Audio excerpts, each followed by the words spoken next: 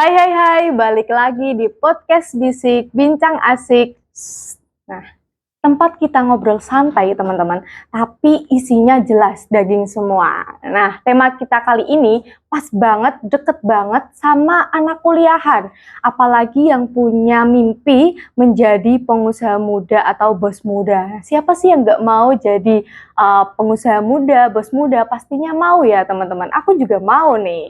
Nah, pas banget nih Sobat Bisik, karena tema podcast kita kali ini yaitu bisnis jalan, kuliah aman. Nah, gimana sih rasanya jadi mahasiswa sambil jalanin bisnis? Jadi tuh tidak hanya mikirin mata kuliah, tidak hanya mikirin tugas-tugas, gak hanya mikirin UTS, UAS, tapi juga ngejalanin hari-hari kuliahnya disambil dengan berbisnis, ngerjain PPT sambil ngelayanin customer dan lain-lain tentunya.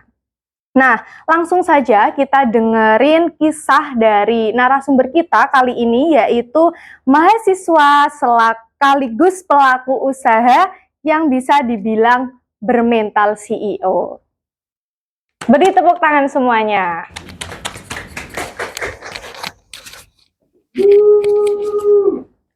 Oke, halo Mas. Halo. Gimana Mas kabarnya nih? Aman aja. Aman. Oke, mungkin Masnya bisa perkenalan diri dulu nih ke teman-teman podcast di rumah.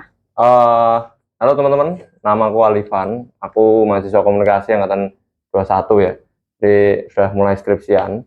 Sini aku sambil jualan, nah intinya jualan ya jajanan gitu.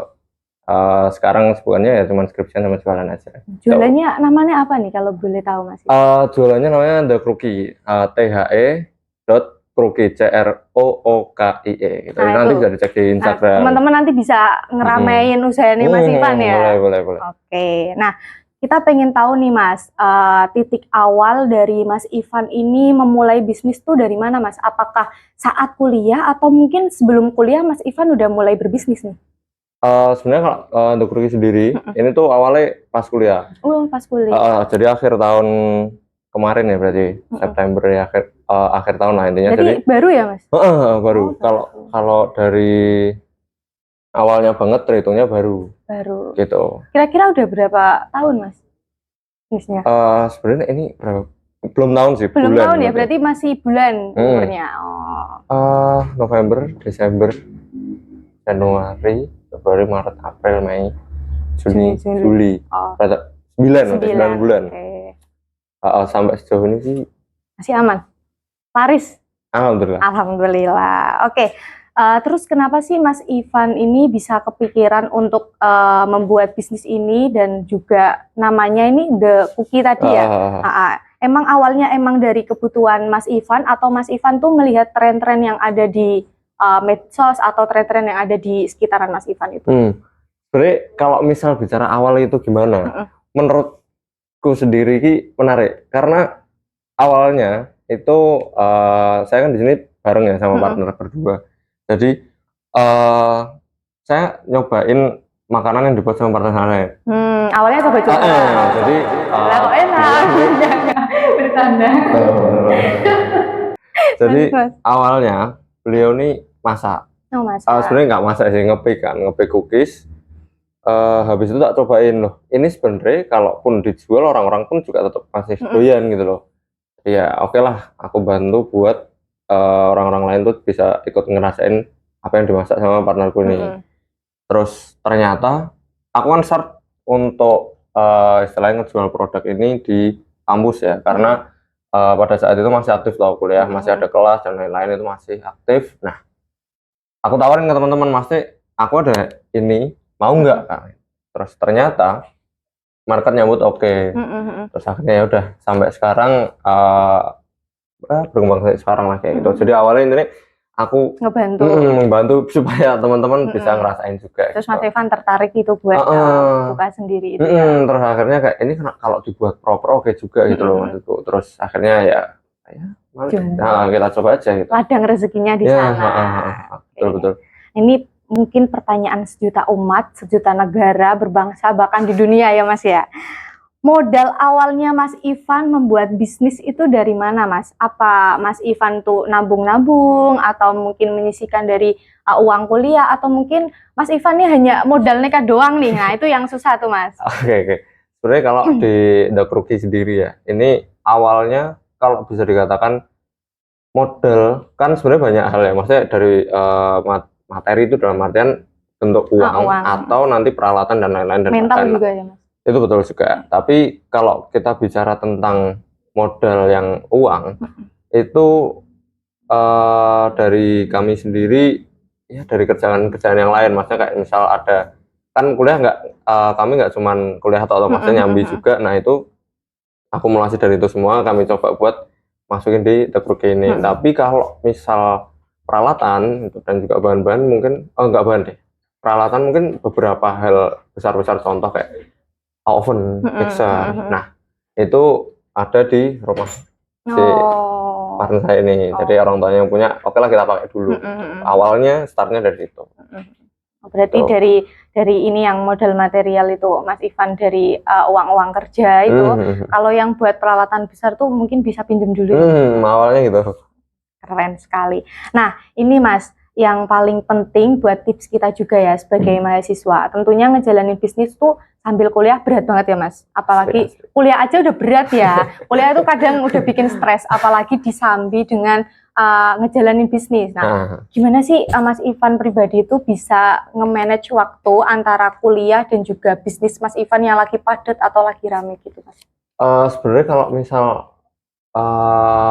ini mungkin ada beberapa hal yang tak terapin di The Crookie sendiri ya. Aku nggak tahu kalau di tempat-tempat lain seperti apa, tapi yang di The Crookie salah satu caranya adalah pasti kan ini harus ngejual. Kita harus buat juga, marketing kita juga harus ada. Karena kita nggak bisa setiap hari ready. Jadi kami buat supaya seminggu tuh cuma sekali. Start dari situ. Misal kayak kemarin sempet pas di 2024 itu setiap hari apa ya, kalau nggak salah hari Kamis. Terus masuk ke 2025 kan ganti semester, ternyata ada perubahan jadwal. Kami sesuaikan lagi, ternyata sampai saat ini setiap hari Selasa itu kami ready gitu. Nah, supaya apa, di hari-hari lain masih bisa tetap buat, masih bisa tetap kuliah dan lain-lain. Tapi walaupun kayak gitu ya menurutku sampai saat ini planning itu masih cukup efektif di kehidupan kami ya. Mungkin baginya itu sih. Berarti di ini ya Mas, cari-cari jadwalnya yang pas itu gimana, nanti biar gak ngeganggu nih yang satu sama lainnya. Nah, kita terus terang aja deh Mas, kalau walaupun studio kita itu udah terang banget ya ini, pernah nggak sih Mas Ivan tuh kadang kan ngerasanya itu berat banget. Pasti itu ada rasa-rasa pengen nyerah, down, atau di saat kayak orderan ini lagi padet banget, terus kuliahnya juga pas lagi jadwal apa ya padat-padatnya biasanya menjelang UAS nih. Pernah nggak sih Mas Ivan tuh ngerasa aduh pengen nyerah nih, pengen cut salah satunya atau gimana gitu? Oh enggak. Kalau nyerah sih enggak ya. Mungkin kalau nyerah bener-bener give up gitu, belum alhamdulillah belum pernah kepikiran sampai situ. Mungkin tapi yang bisa pernah kepikiran kayak duh kok banyak banget ya, itu mungkin kapan ya? Terakhir ini berarti aku masuk semester 8. Saya tua juga ya. Jadi kemarin waktu semester itu yang semester 6, jadi awal-awal kan di 2024 sebenarnya hektiknya banget karena di semester 6 saya sama partner itu kan ada UAS juga. Saya yang praktek di lapangan banyak mata kuliahnya, dengan partner mata kuliahnya jenisnya yang hitung-hitungan. Jadi nyambi banyak hal, cukup padat banget kan. Tapi misal kepikiran buat nyerah, enggak deh, itu belum ada. Ya, tapi semoga aja nggak ada ya Mas ya. Karena juga, iya kan. Karena kalau nyerah itu berarti kita ini udah kalah. Padahal tuh itu tuh nggak selamanya kayak gitu loh. Ada kalanya kita juga ada waktu luang nih. Pasti itu akan terjalani lah. Nah, ini satu lagi nih Mas Ivan, respon dari orang-orang terdekat dan juga orang tua Mas Ivan, dosennya Mas Ivan tuh gimana? Kan kadang tuh kita orang sekitar kita tuh ada yang jangan kayak gitulah, nanti kamu nih kuliahnya nggak fokus loh, nanti malah keteteran, nanti malah segala macam lah. Itu gimana Mas respon orang-orang terdekat Mas Ivan? Apakah ngedukung? Sebetulnya macam-macam ya, maksudnya respon orang kan mesti macam-macam. Terlebih dari keluarga atau dari teman dan juga dosen tadi ya. Ada beberapa hal respon yang menurut saya cukup apa ya, bedanya itu mencolok banget. Contoh misal dari respon teman-teman kampus dan juga dosen lah, karena satu lingkungan menyambut dengan antusias, maksudnya oh keren juga gitu loh, maksudnya bisa ngekaryain lah intinya gitu. Tapi dari keluarga otomatis cukup bertolak belakang sama yang respon teman-teman dan juga dosennya, karena mungkin mereka takutnya nggak bisa fokus, nanti ini keteteran. Soalnya banyak yang kayak gitu mas. Apalagi kalau udah dapat uang nih, nggak usah kuliah aja, ya kan? Itu tuh yang PR banget itu. Tapi mungkin sebenarnya cukup apa ya, di warn sama keluarga ya, keluarga papa mama gitu. Tapi mungkin kayak aku bilang, tenang aja, maksudnya sing tak lakuin, aku tetap tanggung jawab gitu. Bagaimanapun juga, maksudnya nanti bagaimanapun naik turunnya pun aku tetap bakal tanggung jawab. Nah, memang aku nggak bisa ngatasi, baru mungkin aku minta tolong. Tapi mungkin sampai sekarang belum, ya alhamdulillah masih belum sing kayak kritis banget keadaan gitu. Tapi yang cukup membedakan itu, jadi keluarga malah justru ngasih warn, mending kuliah aja dulu. Maksudnya rata-rata orang tua aku pikir juga sebagian besar kayak gitu juga ya. Tapi ya udahlah, udah terlanjur juga, yang penting nggak sih ya? Kita ngebuktiin dulu aja. Lakuin aja dulu. Tapi sekarang ngedukung nggak mas orang tuanya sekarang? Ngedukung total nek, kalau menurutku belum purely ngedukung total ya. Maksudnya aku belum nangkep 100% nih. Belum nangkep kalau mereka tuh benar-benar ngedukung total. Tapi yang bisa tak lihat adalah perubahan dari yang awalnya nge-warn jadi kayak ya wes, yang penting apa ya sedikit inilah ngelunak gitu. Benar. Nanti ya mungkin bisa lunaknya lagi pas Mas Ivan udah lulus kuliah, kan bisa ngebuktiin oh ini kuliahnya lulus nih, betul. bisnisnya juga jalan. Nah itu mungkin ya Mas ya. Betul. Nah ini mungkin yang ditunggu teman-teman di rumah, tips dan apa ya, pelajaran hidup dari Mas Ivan buat teman-teman tuh gimana Mas Ivan? Ini tentang, maksudnya tentang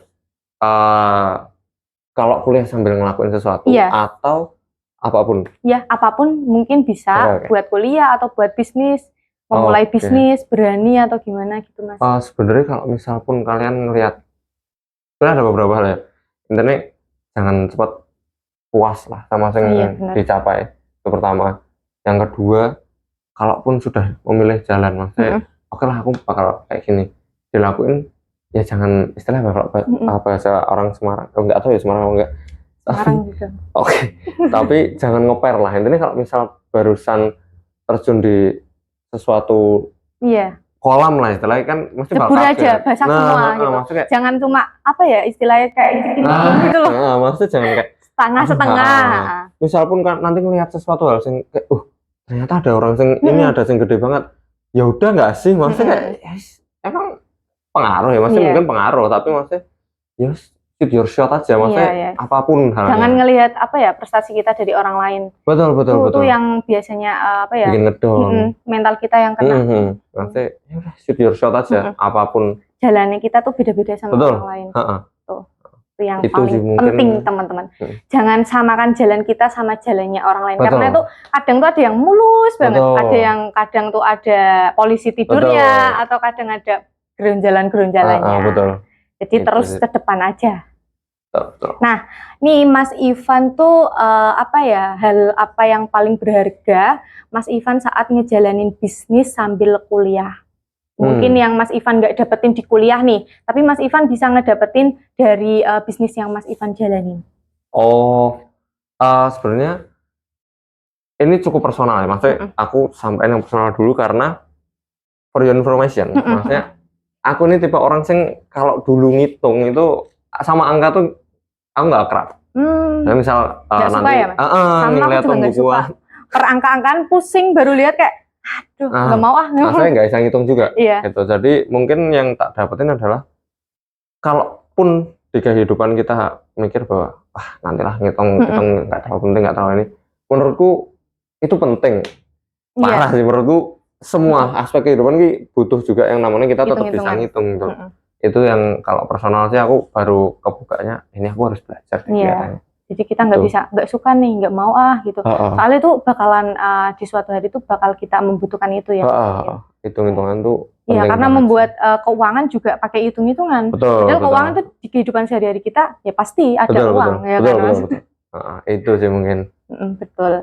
Jadi gitu teman-teman. Jadi kalau nggak suka sama sesuatu tuh jangan yang terus ngebuang, nggak mau belajar gitu. Nah, Mas Ivan nih, gimana buat teman-teman yang mungkin kan pengen memulai bisnis tapi masih ragu-ragu, belum berani itu gimana Mas motivasinya?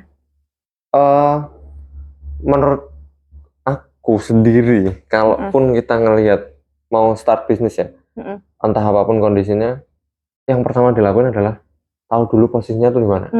Karena sejauh yang pada yang saya tahu ya, itu privilege penting juga. Iya, betul. Jadi ya nggak menutup mata lah, maksudnya privilege penting, jadi tahu dulu apa yang dipunya.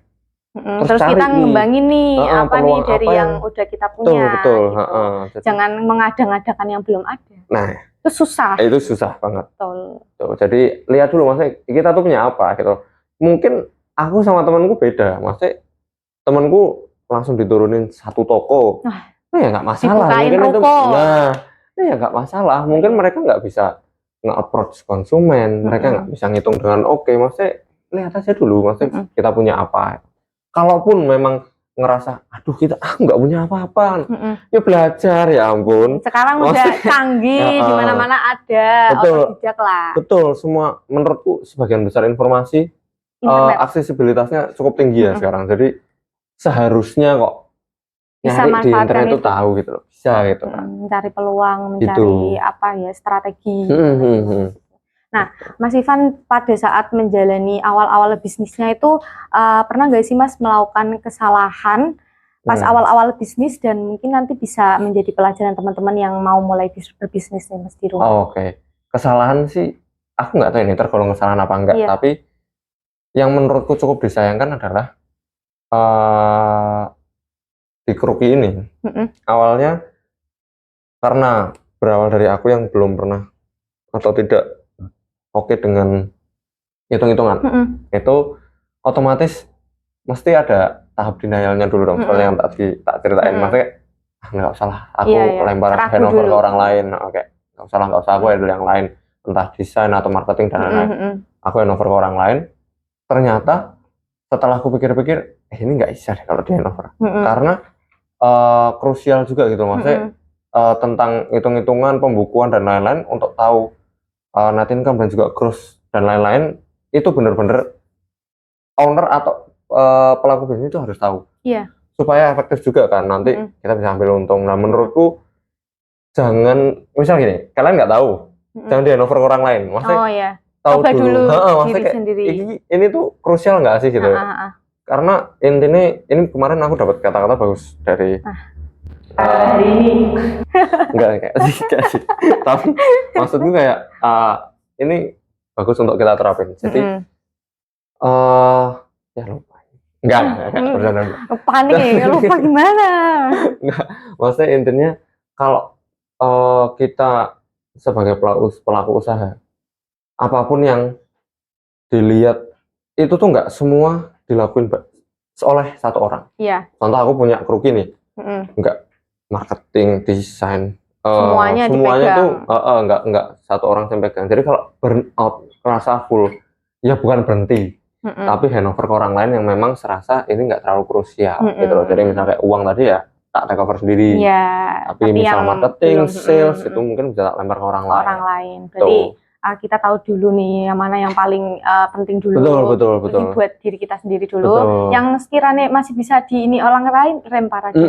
Skala prioritas tuh penting juga. Ya, itu betul sekali. Ya, itu tadi kesalahan bukan kesalahan ya, maksudnya ya mungkin pembelajaran. Betul. Ya, pembelajaran buat nanti yang mulai bisnis jangan ngelakuin betul. Biar lebih baik bisnis. Betul itu. Oke.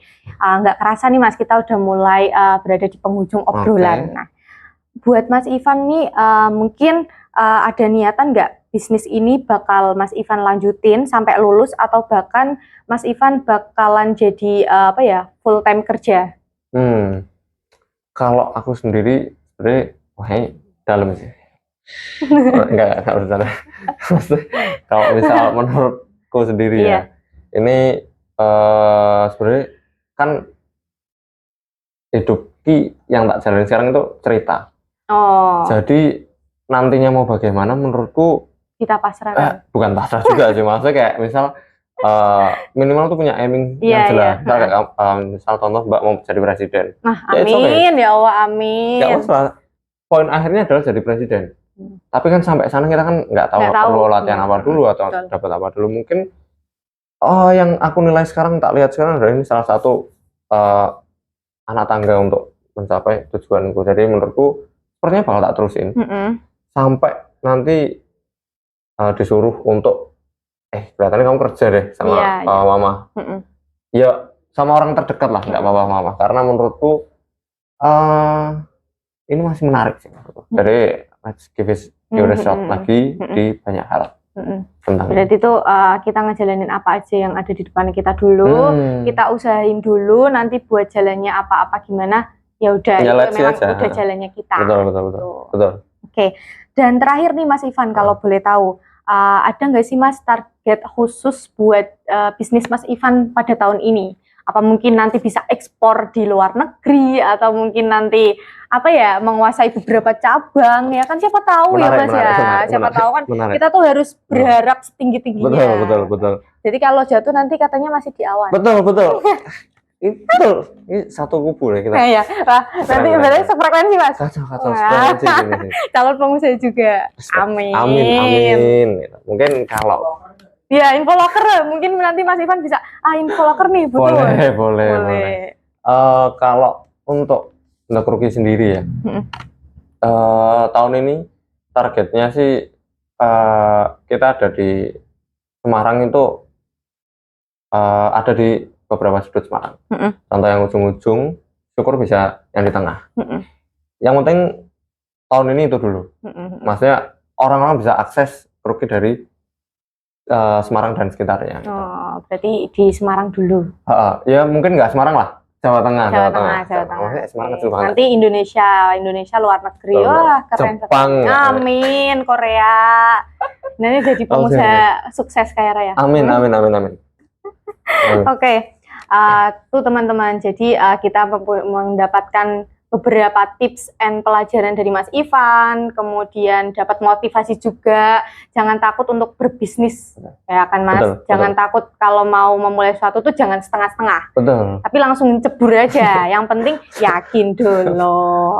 Oke, makasih ya Mas Ivan buat menjadi narasumber kita pada podcast kali ini. Teman-teman yang lagi galau mau bisnis atau enggak apa-apa. Kalian harus tetap yakin. Kuncinya adalah komitmen. Nah, walaupun kita kuliah, tapi kalau mau memulai bisnis nggak apa-apa. Yang penting yakin dulu, jalanin dulu, komitmen. Jangan komitmen sama pacar aja, Mas. Jadi itu komitmen tuh juga ke semua hal. Ke hubungan aja kita komitmen ya, Mas. Masa kita ke bisnis, ke kuliah nggak komitmen? Nah, jangan kayak gitu ya. Nah, sebelum kita pamit, kita passwordnya udah tahu belum, Mas? Belum ya? Nanti kalau aku bilang podcast bisik, bincang asik. Oke. Aku gitu ya. Oke. 1, 2, 3. Podcast bisik, bincang asik. Terima kasih, dadah.